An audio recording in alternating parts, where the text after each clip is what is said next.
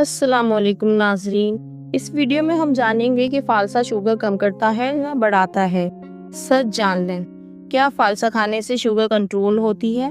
गर्मी में फालसा खाने वाले शुगर के मरीज इस वीडियो को एंड तक जरूर देखें और हमारे चैनल को सब्सक्राइब कर लें ताकि आपको अच्छी अच्छी वीडियो मिलती रहे। पहले नंबर पर है, फालसे में फाइबर, विटामिन सी और एंटीऑक्सीडेंट होता है जो आपकी सेहत के लिए बहुत अच्छा होता है।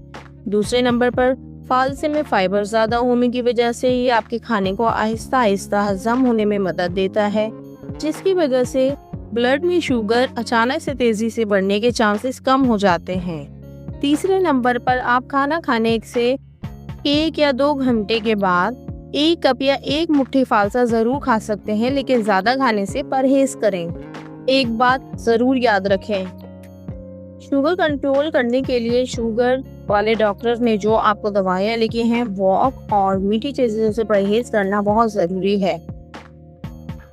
ये वीडियो हर शुगर वाले मरीज के साथ शेयर कर दो ताकि हर कोई इससे मुस्तफ़ीद हो सके, और मुझे कमेंट सेक्शन में ज़रूर बताएं कि आपको ये वीडियो पसंद आई है या नहीं और आपको फालसे पसंद है या नहीं।